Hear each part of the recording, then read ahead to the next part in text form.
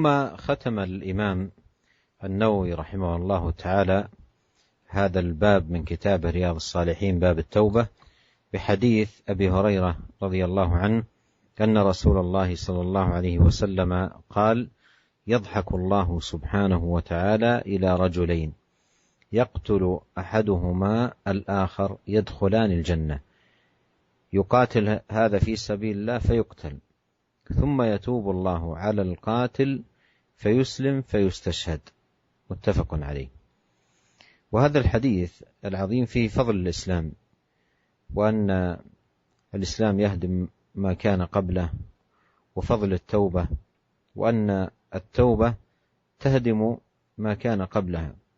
ولهذا فالعبد يحتاج إلى أن يجدد التوبة إلى الله سبحانه وتعالى من الذنوب وما يرتكب من خطايا. وكذلك من فوائد هذا الحديث أن العبد ينبغي عليه ألا يتعاظمه ذنب، فالله يتوب على العبد وييسر له أبواب التوبة مهما كانت حاله. والله أن هذا الحديث جدير أن يتدبر في باب التوبة. فهذا رجل كان كافرا بالله ومعاديا للمسلمين، وقتل من المسلمين اعتداء على الإسلام واعتداء على أهله، ومع ذلك فتح الله سبحانه وتعالى له باب التوبة وهداه، فأصبح هو ومن قتله في الجنة. قال: يضحك الله سبحانه إلى رجلين يقتل أحدهما الآخر يدخلان الجنة، يقاتل هذا في سبيل الله، أي يقاتل الكفار يقتله أحد الكفار فيكون شهيدا، قتل في سبيل الله فيكون شهيدا من أهل الجنة. ثم يكرم الله سبحانه وتعالى ذاك الذي قتله ويتوب، يعني يدخل في الإسلام، ثم أيضا يدخل في معارك مع المسلمين فيقتل على أيدي أحد الكفار فيستشهد في سبيل الله سبحانه وتعالى، فيكون في الجنة مع ذاك الذي قتله. وأيضا يكرمهم الله سبحانه وتعالى بأن لا يكون في قلوبهم غل، إخوانا على سرر متقابلين، ونزعنا ما في صدورهم من غل، إخوانا على سرر متقابلين. فلا يكون في قلبه غل لأنه قتله، لأنه من يدخل الجنة ويكرمه الله سبحانه وتعالى بدخولها ينزع من قلبه الغل، وهذا من فضل الله سبحانه وتعالى. فإذن هذا الحديث حديث عظيم في مقام التوبة، وأن الإنسان مهما كانت ذنوبه لا يتعاظمها، بل عليه أن يقبل على الله ويسأل الله أن يشرح صدره للتوبة وأن يوفقه لقيامها. ولهذا بعض أهل العلم أشار إلى أن الإمام النووي رحمه الله تعالى ختم كتاب التوبة بهذا الحديث، ختم كتاب التوبة بهذا الحديث تنبيها إلى أن المذنب مهما كان ذنبه لا يقنط من رحمة الله ولا يأس من روح الله. ولينظر في حال هذا الرجل الذي قد قتل أحد المسلمين وكان مع أعداء هذا الدين يقاتل ضد الإسلام وضد المسلمين، وقتل أحد المسلمين، ثم يمن الله عليه بالإسلام ويقاتل في سبيل الله ويقتل في سبيل الله. والذي يقرأ تاريخ الصحابة الكرام يجد أن عددا خاضوا قبل الإسلام، خاضوا بعض المعارك ضد المسلمين، ثم شرح الله صدرهم سبحانه وتعالى للإسلام، بل بعضهم كانوا قادة. خالد بن الوليد كان قائد جيش المشركين، ثم من الله عليه بالإسلام وأصبح قائدا لجيش المسلمين. وانظر هذا التحول العجيب سبحان الله العظيم، يعني يتحول من قائد جيش المشركين إلى قائد لجيش المسلمين، قبل سنوات قائدا ضد الإسلام وضد هذا الدين، ثم يتحول إلى قائد لجيوش المسلمين لنصرة دين الله سبحانه وتعالى. Para pendengar yang dimuliakan oleh Allah Subhanahu wa taala, kemudian hadis yang ke-24 ya dari bab At-Taubah ini, beliau Al-Imam An-Nawawi mendatangkan hadis Abu Hurairah radhiyallahu anhu bahwasanya Rasulullah sallallahu alaihi wasallam bersabda, Allah Subhanahu wa taala tertawa kepada dua orang laki-laki yang salah satunya membunuh yang lain. Kemudian kedua orang tersebut, yang terbunuh dan juga yang membunuh, masuk ke dalam surga. Bagaimana ceritanya? Beliau mengatakan sallallahu alaihi wasallam, yuqatilu hadza fi sabilillah. Yang pertama, dia berperang. Ya, orang Islam yang berperang di jalan Allah. Kemudian dia terbunuh. Mati dalam keadaan syahid. Dibunuh oleh orang kafir. Kemudian Allah Subhanahu wa taala memberikan taubat kepada orang yang membunuhnya. Ya, orang kafir yang telah membunuhnya tadi, ya diberikan oleh Allah anugerah, diberikan hidayah, sehingga dia masuk Islam. Ya, kemudian dia pun berperang di jalan Allah dan meninggal di jalan Allah Subhanahu wa taala. Hadis ini diriwayatkan oleh Bukhari dan Muslim, ya, muttafaqun alaih. Para pendengar yang dimuliakan oleh Allah Subhanahu wa taala dimanapun antum berada, Al-Imam Nawawi ya telah menutup ya hadis ini dengan hadis yang agung. Dan di antara faedah yang bisa kita ambil dari hadis ini, yang pertama adalah keutamaan al-Islam. Ya, keutamaan orang masuk di dalam agama Islam. Bahwasanya Islam ini menghapus dosa-dosa yang telah lalu. Ya, barang siapa yang dulunya kafir kemudian diberikan hidayah oleh Allah untuk masuk Islam, maka keislaman dia ini menghapuskan dosa-dosa dia yang telah lalu, bagaimanapun besarnya dosanya. Ya. Kemudian yang kedua adalah keutamaan taubat. Ya, bahwasanya taubat ini menghapus dosa-dosa yang telah lalu. Ya. Ini adalah faedah yang kedua dari hadis ini. Oleh karena itu, seorang muslim ya hendaklah dia setelah mengetahui bahwasanya taubat ini menghapus dosa-dosa yang telah lalu, hendaklah dia senantiasa mentajdid, ya, memperbaharui ya taubatnya. Jangan mencukupkan diri dengan satu taubat. Akan tapi semakin sering ya seseorang bertaubat kepada Allah Subhanahu wa taala, tentunya ini adalah lebih sempurna. Dan siapa di antara kita yang tidak pernah lepas dari dosa? Ya, oleh karena itu seorang muslim hendaklah senantiasa memperbarui ya taubatnya kepada Allah Subhanahu wa taala. Kemudian di antara faedah yang bisa kita ambil dari hadis ini, janganlah ya seorang muslim yang berdosa merasa kecil hati dari rahmat Allah Subhanahu wa taala.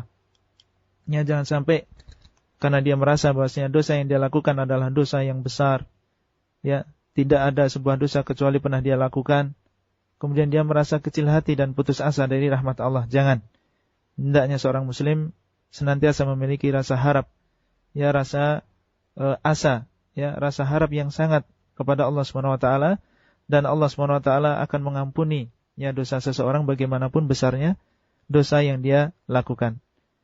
Kita perhatikan apa yang dilakukan oleh laki-laki ini di dalam hadis yang disebutkan oleh Al-Imam An-Nawawi. Laki-laki ini dulunya adalah orang yang kafir, yang memerangi Allah dan Rasulnya, memerangi agama Islam. Ya, bahkan dia ikut perang untuk ya memerangi atau membunuh orang-orang Islam. Akan tapi dosa yang besar ini ya akhirnya Allah Subhanahu wa taala membuka pintu hatinya sehingga dia menjadi orang yang taat kepada Allah, ia masuk dalam agama Islam dan menjadi orang yang taat kepada Allah.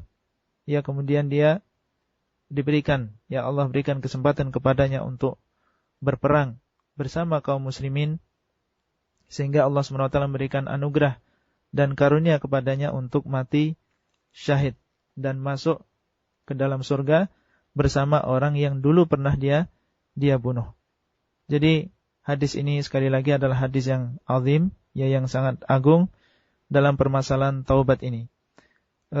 Para pendengar yang dimuliakan oleh Allah Subhanahu wa taala, sebagian ahlul ilm ya telah menutup, sebagian ahlul ilm mengatakan bahwa Imam Nawawi dengan menyebutkan hadis ini di akhir ya bab taubah ini memberikan isyarat bahwasanya seseorang ya bagaimanapun besar dosa yang dia lakukan, maka hendaklah dia jangan putus asa dari rahmat Allah Subhanahu wa taala. Ya, hendaklah dia jangan putus asa dari rahmat Allah. Allah Subhanahu wa taala akan senantiasa membuka pintu taubat bagi siapa yang mau bertobat kepada Allah Subhanahu wa taala. Ya, laki-laki ini sekali lagi sudah dulunya menjadi orang yang kafir, ya, dan juga muharib, ya, memerangi kaum muslimin. Akan tetapi Allah Subhanahu wa taala membuka hatinya untuk masuk dalam agama Islam. Kita tahu, dan mungkin di antara kita banyak yang sudah membaca beberapa tarajim, ya, terjemah para pendahulu kita, ya, para sahabat tidak semuanya mereka lahir dalam keadaan Islam. Bahkan banyak di antara mereka yang dulu adalah orang-orang kafir yang memerangi orang-orang Islam, ya, berperang, ya, memerangi Rasul, memerangi para sahabat, ya. Bahkan ada di antara mereka yang termasuk qadah, ya, termasuk pemimpin, ya, memimpin pasukan kaum musyrikin untuk memerangi kaum muslimin. Ya, seperti misalnya Khalid ibn al-Walid, ya, selama bertahun-tahun lamanya dia menjadi pemimpin, ya, orang musyrik untuk memerangi Rasulullah SAW dan juga para sahabat, ya, seperti yang terjadi di perang Uhud. Ya, akan tapi Allah SWT, ya, memberikan hidayah kepada siapa yang dikehendaki, ya. Akhirnya Allah SWT memberikan, ya, taubat kepada Khalid ibn Walid dan diberikan hidayah kepada agama Islam ini, dan akhirnya dia menjadi seorang pemimpin pasukan bagi pasukan kaum muslimin. Jadi sekali lagi, ya, seseorang tidak boleh putus asa dengan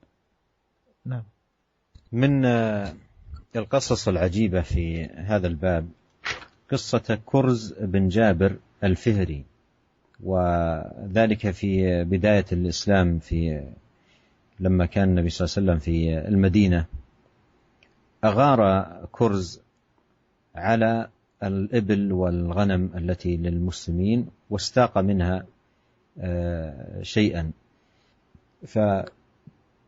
فطلبه النبي عليه الصلاة والسلام ولحق كرز الذي ساق الغنم لكنه فر بها ولم يدركه النبي صلى الله عليه وسلم ورجع.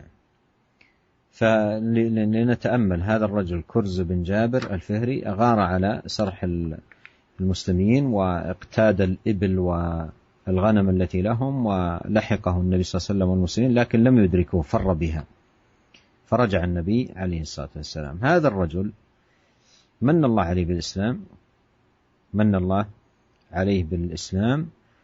ولما جاء العرنيون وقصتهم معروفة واجتواهم المرض، قال لهم النبي صلى الله عليه وسلم تجلسون عند إبل الصدقة وتشربون من أبوالها وحليبها وألبانها، فجلسوا حتى شفوا من المرض فقتلوا الراعي وفروا بالإبل.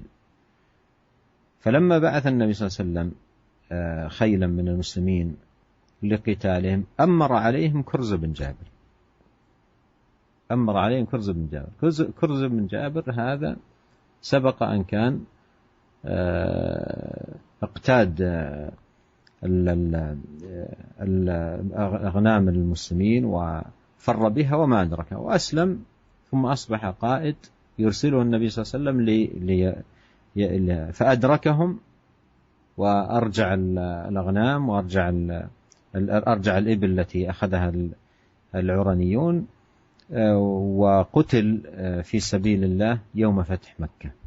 قتل كرز بن جابر في سبيل الله يوم فتح مكة.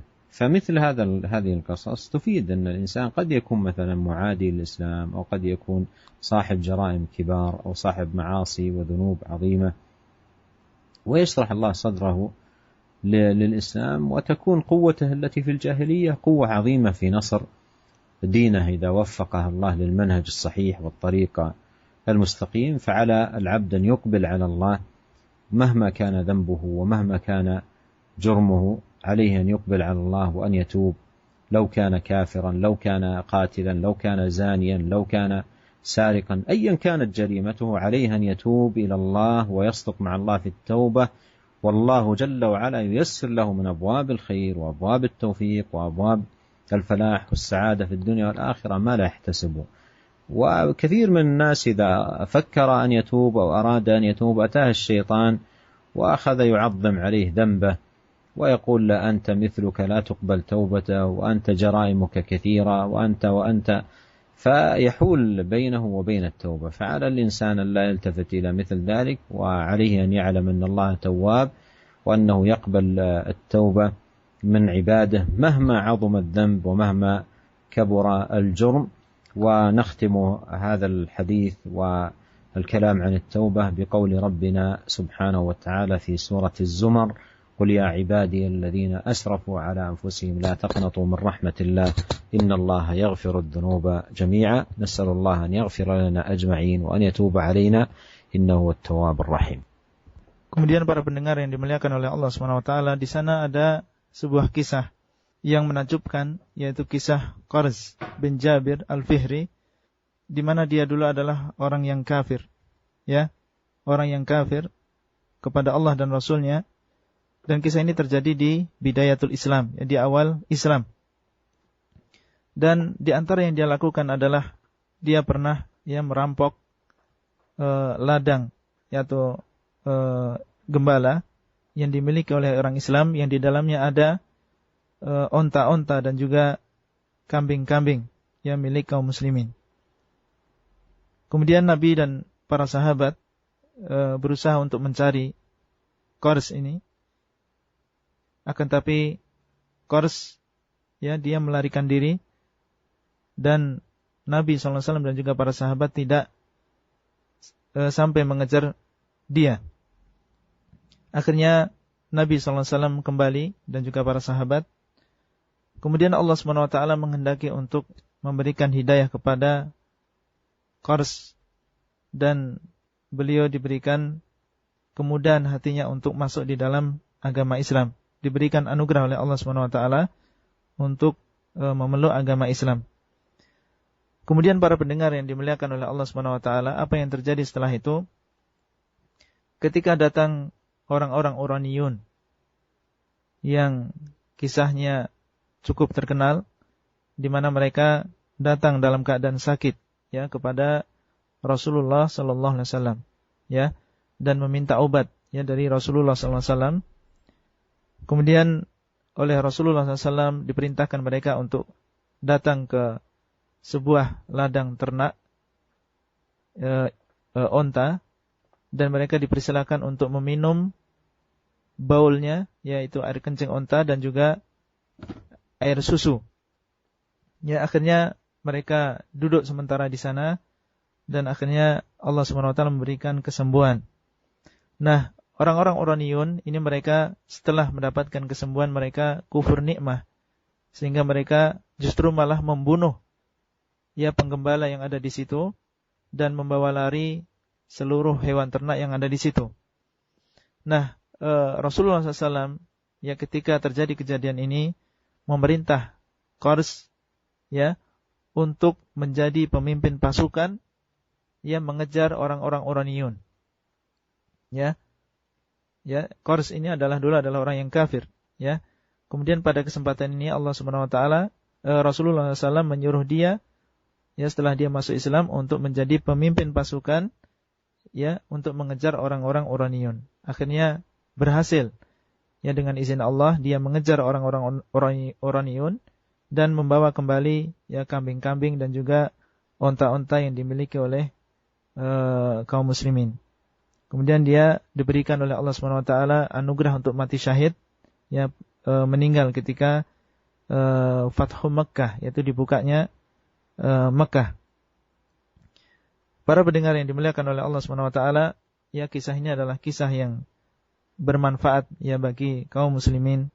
Ya hendaknya seorang ya bagaimanapun besarnya kemaksiatan yang dia lakukan sampai berupa kekufuran, maka hendaklah dia jangan putus asa, ya. Dan mungkin saja seseorang yang bertobat kepada Allah Subhanahu wa taala, yang dulunya dia adalah orang yang bermaksiat atau bahkan dia adalah orang yang kafir kepada Allah, setelah dia masuk Islam mungkin kekuatan yang dia miliki ketika jahiliyah itu bisa menjadi kekuatan yang bisa menopang dakwah di jalan Allah Subhanahu wa taala. Ya, seperti Khalid bin Walid yang dulu kekuatannya digunakan untuk memimpin pasukan kaum musyrikin. Ya, setelah dia masuk Islam maka dia gunakan untuk memimpin ya pasukan kaum muslimin. Oleh karena itu, bagaimanapun dosa seseorang, ya orang yang kafir, orang yang pernah membunuh, orang yang pernah mencuri, ya orang yang pernah berzina, orang yang pernah berbuat kesyirikan, maka janganlah putus asa. Ya, Allah Subhanahu wa taala akan membuka pintu-pintu kebaikan baginya di dunia dan di akhirat. Ya, pintu-pintu kebaikan yang banyak. Ya, pintu-pintu kebaikan yang banyak. Banyak di antara manusia dan saudara-saudara kita ya ketika melakukan sebuah dosa dan ingin bertobat kepada Allah, datang setan. Ya, datang setan dan membisiki, ya dosamu terlalu banyak, ya dosamu terlalu besar. Tidak mungkin Allah Subhanahu wa taala mengampuni dosamu dan lain-lain. Ya, akhirnya apabila seorang tidak kuat imannya, ya, dan terpengaruh dengan teman-teman yang jelek, akhirnya terpengaruh dan tidak mau bertobat kepada Allah Subhanahu wa taala. Sekali lagi jangan kita berpaling, ya, menuruti apa yang dikatakan oleh setan. Ketahuilah bahwasanya Allah Subhanahu wa taala Maha Pengampun. Ya, Allah Maha memberi taubat dan pintu taubat senantiasa Allah Subhanahu wa taala buka. Dan di akhir muhadarah ini kita tutup dengan ayat yang ada di dalam surat Az-Zumar. Allah Subhanahu wa taala mengatakan, "Qul ya ibadiyalladzina asrafu ala anfusihim la taqnatu mir rahmatillah. Ya innallaha yaghfirudz dzunuba jami'a. Innahu huwal ghafurur rahim." Yang artinya, katakanlah wahai hamba-hambaku yang berbuat israf, ya berlebih-lebihan terhadap dirinya sendiri, berbuat dosa, berbuat maksiat, la taqnatu mir rahmatillah. Janganlah kalian berputus asa dari rahmat Allah. Innallaha yaghfirudz dzunuba jami'a. Sesungguhnya Allah Subhanahu wa taala mengampuni dosa semuanya. Innahu huwal ghafurur rahim.